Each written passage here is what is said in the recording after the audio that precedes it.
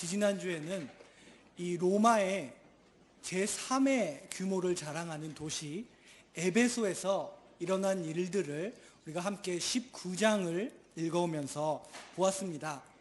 다시 한번 지도를 보면서 바울이 이 로마 세계의 어느 곳에서 지금 있는지를 확인하고 오늘 말씀 속으로 들어가려고 합니다.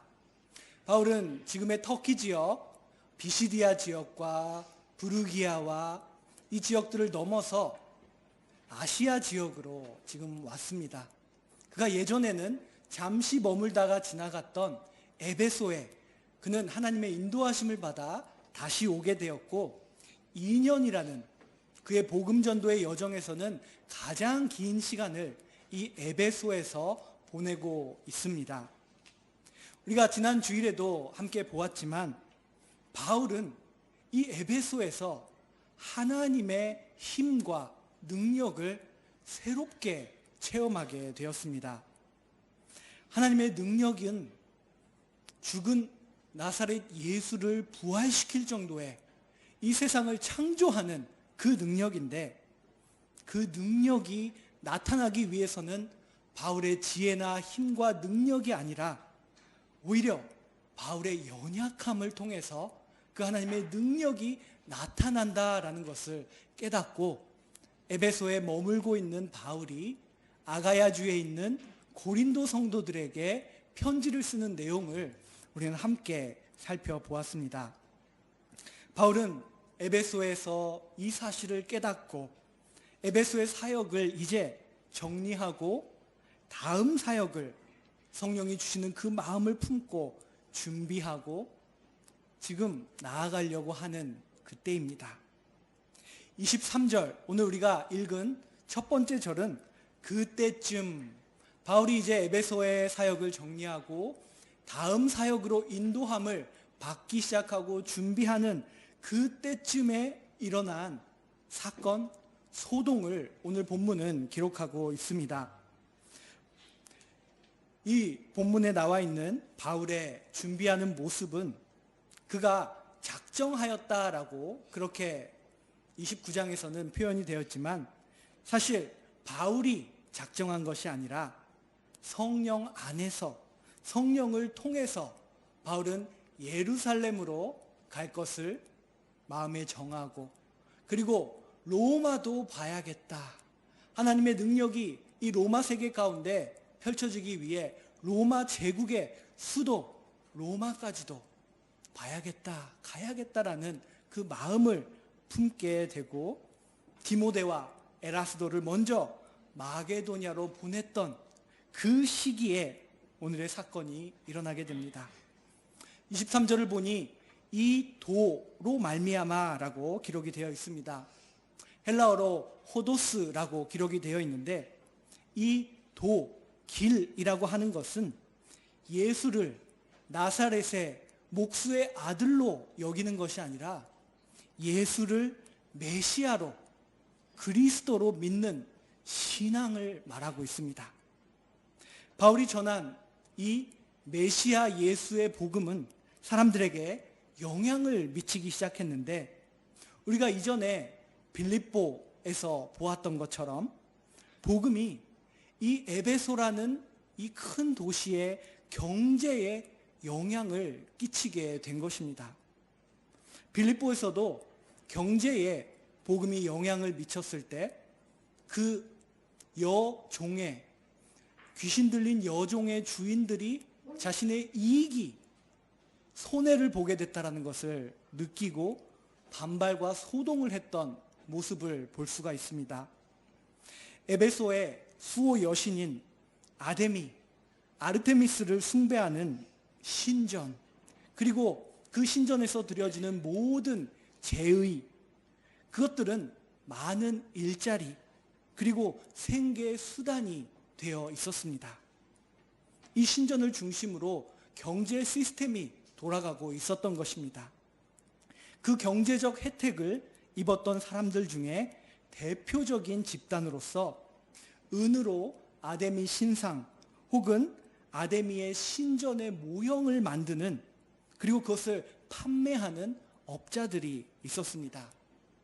그들은 조합같이 오늘 말씀 속에서 하나로 뭉치게 되는 모습을 보게 됩니다. 사실 우리가 지난 주일에 봤던 내용에도 이 에베소에 경제적인 영향이 미치고 있었다라는 것을 암시하는 내용이 있었습니다. 그것은 바울이 치유의 역사와 귀신을 쫓는 역사를 행했을 때 에베소 일대에 있는 마술을 행하는 사람들이 자신들의 마술이 헛되다는 것을 깨닫고 아주 값비싼 마술 책들을 가져와서 사람들이 보는 앞에서 태워버리는 그런 일들이 있었는데, 누가는 그 태워버린 책의 값을 계산해 보니 은 5만이었다. 어마어마한 가치가 있는 그 책들을 태워버리는, 가치가 새롭게 변화되는 모습을 보여주고 있었습니다. 오늘 본문에서는 데메드리오라고 하는 사람이 등장합니다. 그는 은장색이었습니다. 24절을 보니 은으로 아데미 신상 모형, 일본어 성경을 보면은 아데미의 신전의 모형을 만들었다라고 번역이 되어 있는데, 그런 것들을 만들어서 직공들에게 적지 않은 벌이, 다시 말하면 아주 큰 돈벌이를 하게 했던 그런 사람이었다라고 되어 있습니다. 그런데 이 데메드리오가 바울을 공공의 적으로 만들기 시작합니다. 직공들과 판매업자들은 아마 이전에는 서로 경쟁자였을 수도 있습니다. 그러나 지금 그들은 그들의 그 적지 않은 벌이, 그들이 누렸던 풍요로운 경제적으로 윤택한 그 생활들이 위기 앞에 서게 되었다. 그 상황에서 드메드리오를 중심으로 지금 뭉치기 시작합니다. 그는 바울의 복음 전도 활동, 이 두란노 서원을 중심으로 강론되었던 주의 말씀으로 인하여 아데미와 관련된 이 에베소의 종교, 문화, 그리고 경제적인 영역까지도 복합적인 타격을 입고 있다라는 위기감을 지금 사람들을 모아놓고 강조하고 있는 것입니다. 25절 말씀을 보겠습니다. 그가 직공들과 그러한 영업하는 자들을 모아서 이르되 여러분도 알거니와 우리의 풍족한 생활이 이 생업에 있는데, 데메드리오는 먼저 그들이 여기 모인 이유를 확인하고 있습니다. 여기에 모인 이들은 모두 여신 아데미를 숭배하는, 그것과 연관된 산업을, 비즈니스를 하고, 그리고 그것을 생활을 유지하기 위한 수단으로 삼고 있었던 사람들입니다. 복음의 영향력이 그들의 그런 경제의 영역에 영향을 끼치게 된 것입니다. 복음의 영향력은 진리라고도 말할 수 있고, 또 세계관이라고도 말할 수 있고, 가치 체계가 변하고 있다라고도 말할 수 있을 것입니다. 그것이 에베소를 넘어서 에베소가 속한 아시아 지역까지 미치고 있고, 수많은 사람들이 바울의 가르침에 감화되어 갔고, 이제는 아데미의 상을, 그리고 신전 모형을 만드는 이 에베소의 은장색 드메드리오까지도 위기감을 느끼게 되었다라는 것입니다. 바울이 처음 에베소에 왔을 때 누가 감히 아데미 숭배에 이런 영향을 끼칠 것이라고 상상했을까요? 그러나 2년 동안 말씀이 계속해서 강론되고 성령 강림의 역사가 일어나는 가운데 그 변화는 눈에 보이지 않는 변화가 아니라 이제는 가시적으로 나타나기 시작했다라는 것을 이 은장색 드메드리오가 보여주고 있습니다. 드메드리오의 말이 계속됩니다. 26절을 보니까 이 바울이 에베소뿐만 아니라 거의 전 아시아를 통하여 수많은 사람을 권유하여 말하되 사람의 손으로 만든 것들은 신이 아니라 그네들도 보고 들은 것이다 라고 그렇게 말합니다. 사람의 손으로 만든 것들, 그들이 갖고 있던 기술과 그 손의 정교함, 그 장인들의 땀과 전통이 담긴 그 기술은 얼마나 아름다웠을까요? 사람의 손은 정말 놀라운 것을 만들어낼 수가 있습니다. 그 당시에 직공들의 그 손을 생각해 봅니다.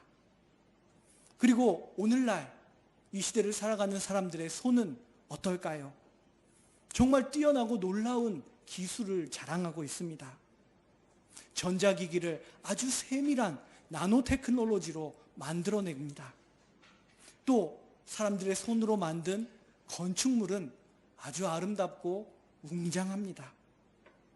그런데 바울이 에베소에서 전한 진리는 아무리 뛰어나 보이는 사람의 손으로 만든 것이라 할지라도 결코 신이 아니다. 결코 하나님이 아니다라는 것을 바울은 전했고, 바울이 직접적으로 그런 표현을 안 했다 할지라도 그들이, 이 에베소의 주민들이 그렇게 받아들였다라는 의미에서 보고 들은 것이라 라고 그렇게 데메드리오가 말하고 있는 것입니다.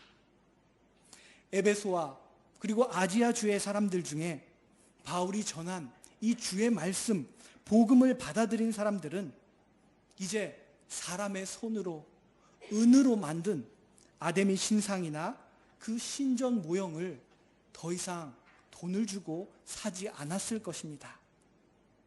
그것은 어디까지나 매우 잘 만들어진 은덩어리에 불과하다는 것을 사람들 중에 깨닫는 사람들이 나타났다라는 것입니다. 27절을 보니 데메드리오가 또 이렇게 말합니다. 우리의 이 영업이 천하여질 위험이 있을 뿐 아니라 큰 여신 아데미의 신전도 무시당하게 되고 그의 위엄도 떨어질까 하노라 하더라. 데메드리오는 바울이라는 존재를 확대해서 사람들을 선동하기 시작합니다. 그런데 그가 여기서 말하는 내용의 순서를 주목해 볼 필요가 있습니다.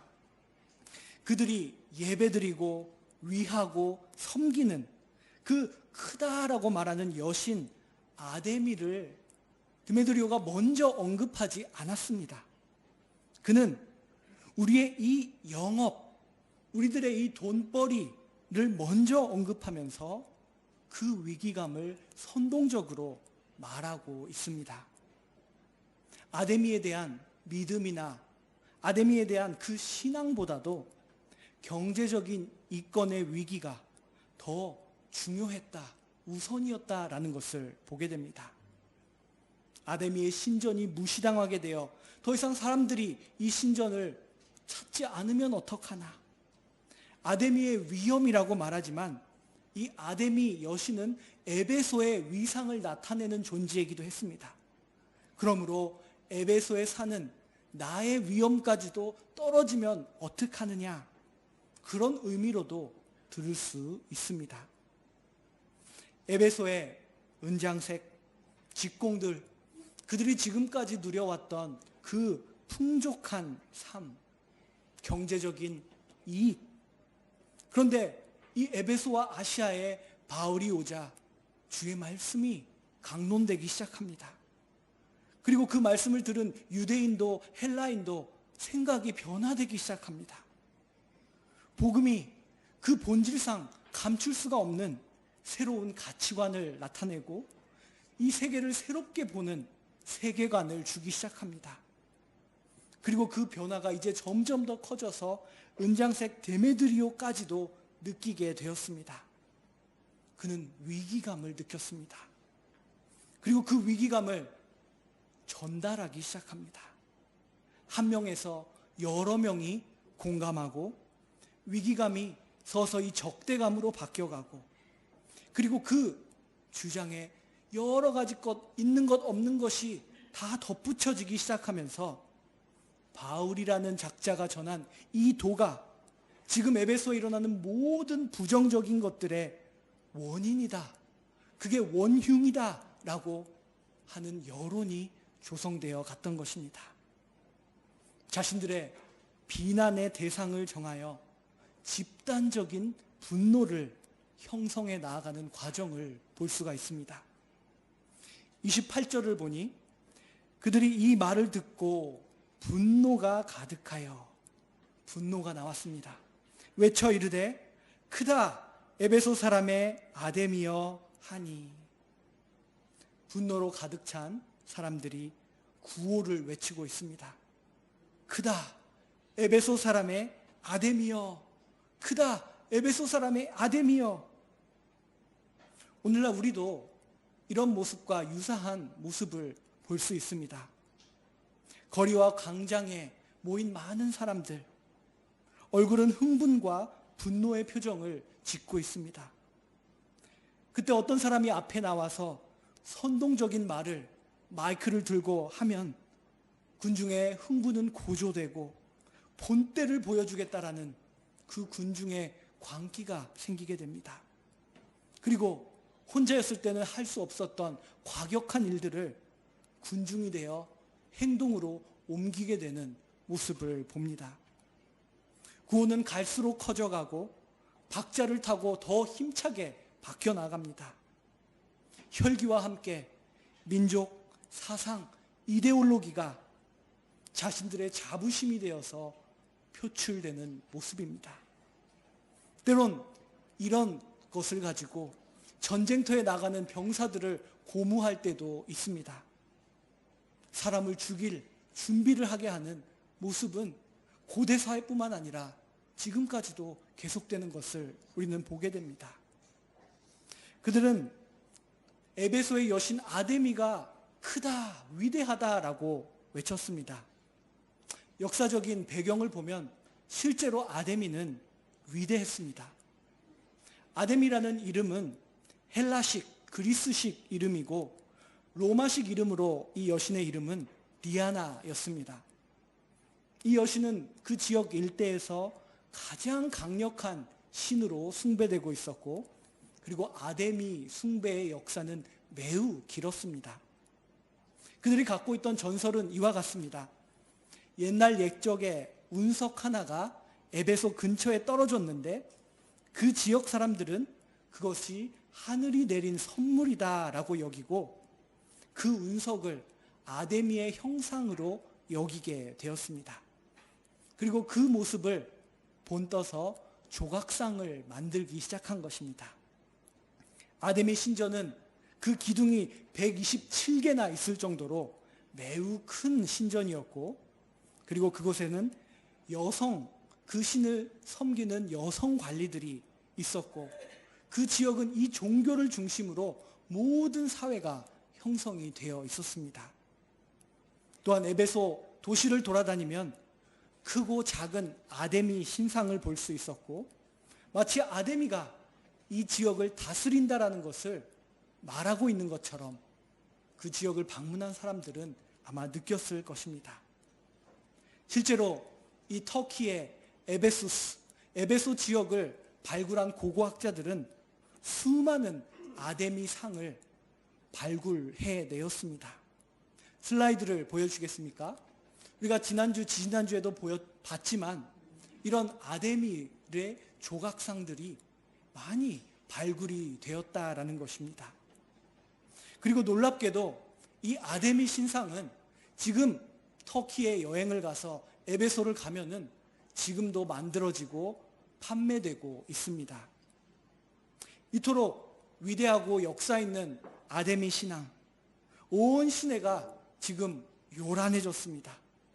29절을 보니 요란하게 군중들은 떠들기 시작했고 외치면서 바울을 찾았지만 보이지 않자 바울과 늘 함께 다녔던 가이오와 아리스다고를 붙들었습니다. 그 군중의 그 엄청난 힘을 생각해 봅니다. 이 두 사람이 어떻게 그들에게 대항할 수 있었을까요? 그 군중은 이제 이 두 사람을 연극장으로 끌고 가서 그 연극장으로 달려 들어갔다라고 기록이 되어 있습니다. 그날 이 에베소의 거대한 원형극장에서 일어난 일은 정말 광신적으로 열광 속에 있는 무리를 떠올리면서 이 구절을 읽어야 할 것입니다. 사람들은 일제히 주먹을 쥐고 있고 리듬감 있게 구호를 외치고 있습니다. 그리고 그들이 갖고 있는 욕구를 표출하기 시작합니다. 그 욕구를 위해서라면 살인까지도 서슴지 않겠다는 그런 군중, 폭도가 된 사람들의 모습입니다. 지금 이 29절에 나와 있는 연극장이라는 것이 어떤 모습인지 유적을 통해서 볼 수가 있습니다. 슬라이드를 보여주겠습니까? 에베소에 있는 이 원형극장은 2만 5천 명을 수용할 수 있는 규모였다고 합니다. 이 거대한 원형극장에 얼마나 많은 사람들이 모였을지는 모르겠지만, 그러나 우리의 상상을 초월하는 이 군중들이 모였고, 그리고 환한 얼굴과 위협적인 몸짓으로 2시간 동안이나 갈수록 커져가는 목소리로 에베소의 아데미는 위대하다라고 외치고 있습니다. 폭동 가운데 바울의 동역자이고 함께 그 여정을 해왔던 가이오와 아리스다고가 폭력적으로 붙잡혔고 끌려갔습니다. 얼마나 두렵고 무서웠을까요? 저는 가끔 저 이다바시 역 앞에서 행해지는 어떤 사람들의 그런 강력한 이 확성기를 들고 말하는, 특정 민족을 비난하고 배타적인 발언을 하면서 욕설을 퍼붓는 그런 스피치 행위를 목격합니다. 저는 교회에서 멀리 떨어져 있는 곳에서 그 소리를 듣지만, 그러나 떨어져 있는 저도 이 마음이 점점 흔들리고 무서움을 느낄 때가 있습니다. 그런데 이 바울의 동반자 둘은 얼마나 두렵고 떨렸을까 생각을 해봅니다. 빌립보와 그 외의 지역에서처럼 메시아 예수의 메시지는 우상 숭배를, 신이 아닌 것을, 하나님이 아닌 것을 하나님이 아니다라고 비판하는 그 역할을 감당했습니다. 그리고 그 복음의 본질이 에베소를 움직이기 시작했을 때 사람들은 반발하고 폭동을 일으키기 시작한 것입니다. 그 근본적인 이유가 그들의 경제, 그들의 산업에 대한 영향이 있었다라는 것을 본문은 말합니다.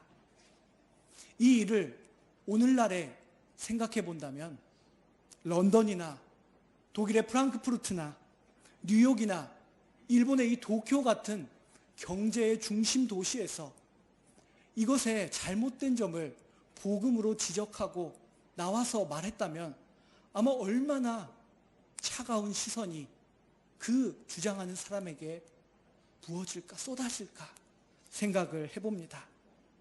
지금 이 시대도 여전히 이 경제 시스템에 노예가 되고 그것을 마치 신처럼 섬기는 모습이 있습니다. 그런데 우리는 이 에베소에 일어난 일들을 보면서 복음의 영향이 경제적인, 종교적인, 문화적인 곳에도 그 영향이 들어갈 수밖에 없다, 끼쳐질 수밖에 없다라는 것을 다시 한번 생각해 보아야 합니다. 우리는 이 시대의 그리스도인으로서 복음이 복음으로서 사람들에게 영향을 미칠 수 있도록 노력해야 하는, 우리들이 그런 삶을 살아가야 한다는 것을 바울과 그의 동역자들의 삶을 통해서 보게 됩니다. 우리는 이 오늘 본문에 기록된 에베소에 일어난 이 폭동의 기사를 보면서 무슨 생각을 할 수 있을까요? 우리가 살아가는 이 시대에는 나에게는 이런 일이 없어서, 내가 군중들에게 끌려가지 않아서 참 다행이다라고 하나님께 감사 기도를 드릴까요? 19세기에 영국에서 노예제도, 노예무역제도를 폐지하는 일을 이끌었던 그리스도인이자 정치인이었던 윌리엄 윌퍼포스라는 사람은 이렇게 말했습니다. 정중한 겉모습으로 꾸민 사악함이 사회를 사로잡는 방식을 우리는, 즉 그리스도인들은 잘 분별하고 생각해 보아야 한다. 복음은 우상을 우상이라고 말합니다. 하나님이 아닌 것을 하나님처럼 숭배하는 것은 잘못됐다라고 말합니다. 그것이 아데미 신전이든 아테네의 파르테논 신전이든 유대인들의 가장 아름다운 예루살렘의 성전이든 그곳에 하나님이 없다면 복음은 그것이 잘못되었다라고 말하는 것입니다. 누가가 이 사도행전을 통해서 보여주는 바울의 모습은 어느 도시에 가서도 그 도시의 평화와 안정을 주는 사람이 아니었습니다. 사람들이 다 환영하는 그런 사람이 아니었다라는 것입니다. 바울은 복음이 복음으로서 영향을 끼치도록 하는 도구이자 그릇으로 쓰임받고 있었던 사람이었습니다. 이런 폭동 가운데 이 로마의 권세를 갖고 있는 서기관이 나와서 그 폭동을 진정시킵니다. 로마가 정한 절차를 밟지 않으면 이것은 정식 모임이 될 수 없다. 그러니 드메드리오가 만약 뭔가 불만과 고발할 사항이 있다면 그것을 바른 방법의 절차를 따라, 질서에 따라 법에 호소할 것을 말하면서 이 폭동은 다시 잠잠해지고 사람들은 흩어졌다라고 오늘 본문을 계속해서 읽어 나아가면 나와 있습니다. 그러나 이 본문은 우리들에게, 그리고 오늘날 살아가는 그리스도인들과 교회에게 아주 강력한 교훈을, 메시지를 던지고 있습니다. 32절 말씀을 다시 한번 보겠습니다. 모인 무리가 분란하여 태반이나 어찌하여 모였는지 알지 못하더라. 여기서 모인 무리라고 번역된 이 헬라어는 우리가 지금까지 몇 번이고 사도행전 속에서 봐왔던 에클레시아입니다. 이 에클레시아는 지금까지 교회, 신앙 공동체를 나타내는 헬라어였는데 이 사도행전 19장에서는 에클레시아가 무리, 군중을 나타내고 있다는 것입니다. 이 19장에 나오는 에클레시아는 모여 있기는 하지만 그 안에는 분란이 있었고 자신들이 왜 모여 있는지도 알지 못한 채 그저 모여서 흥분하여 큰 소리를 외치는 그런 무리 에클레시아였다라고 말합니다. 오늘 본문 24절 이하에 데메드리오가 이 군중, 이 모임을 처음 시작했는데 그가 이 사람들을 모이게 했을 때 그 구심력은 바로 경제적인 이권이었다라는 것입니다. 여기서 그런 에클레시아를 누가는 말하고 있습니다. 그렇다면 우리 지금 21세기를 살아가는 이 동경교회라는 동경 에클레시아인 우리들은 어떤 모임일까? 어떤 공동체일까? 오늘 본문은 묻고 있습니다. 신학자이고 종교 철학자로도 알려진 19세기에 덴마크에 살았던 사람, 키르케고르라는 사람이 있습니다. 그 사람은 당시 덴마크라는 국가가 기독교를 국교로 삼았을 때 그 당시에 이 덴마크 교회를 향하여 덴마크 교회는 정말 교회라고 말할 수 있습니까? 라는 질문을 던졌습니다. 그는 그 당시에 덴마크 교회가 무엇을 먹을까, 마실까, 입을까만을 염려하는 복음서에서 예수님이 말한 이방인과 같은 모습이 되어 있다는 것을 말했습니다. 마태복음을 보면 예수님께서 공중의 새를 보라, 들의 백합화를 보라고 말하면서 자신의 먹을 것, 입을 것, 그리고 마실 것을 염려하지 말라라고 말합니다. 즉 백합화처럼 공중의 새처럼 하나님 앞에 바로 서라라고 그렇게 말씀하셨습니다. 그 예수 안에 있는 진리를 따르는 결단을 하고 살아가는 사람들이 참된 그리스도인이다라는 것을 말하고 있고, 그리고 그런 사람들이 모인 곳이 진정한 에클레시아 교회다라는 그 내용을 자신의 저서를 통해서 계속해서 말했던 사람이 키르케고르라고 하는 사람이었습니다. 예수 능력 안에 있는, 이 복음 안에 있는 그 영향력은 너무나도 확고합니다. 우리가 그 복음을 전할 때 이 세상의 거짓된 기득권, 이 거짓된 잘못된 것들, 우상 숭배는 비난을 받을 수밖에 없습니다. 그것이 바로 오늘 우리가 에베소에서 보고 있는 예수 그리스도 안에 있는 진리의 속성이었습니다. 그러나 그 속성은 동시에 우리 자신을 늘 돌아보게 한다는 것을 잊어서는 안 됩니다. 우리의 삶의 모습은 바울이 그랬던 것처럼 그 진리 안에 계속해서 나 자신을 돌아보면서 하나님과 사람 앞에 양심의 가책이 없는 성실한 모습으로 살아갈 때 복음이 복음의 그 본질을 나타낼 수 있다는 것을 오늘 말씀을 통해서 깨달을 수가 있습니다. 오늘 말씀을 통하여 균형이 잡힌 복음이 우리를 통해서 나타나는 그 균형이 잡힌 참된 그리스도인, 참된 에클레시아로 살아가는 저와 여러분이 되시기를 간절히 소망합니다. 기도하겠습니다. 우리들에게 예수 그리스도를 통하여서 진리를 말씀하신 하나님 아버지, 오늘 사도행전의 말씀을 함께 읽고 나누고 그 가운데 있는 은혜의 말씀을 우리들이 깨닫게 하시니 참으로 감사합니다. 하나님, 고대의 에베소나 21세기의 도쿄나 다를 것이 없습니다. 여전히 사람들은 우상을 숭배하고 있고 우리는 이 시대에서 복음을 들고 살아가는 사람들입니다. 하나님, 이 시대에서 우리가 복음이 복음으로서 일할 수 있도록 우리가 통로가 되고 그릇으로서 살아갈 수 있도록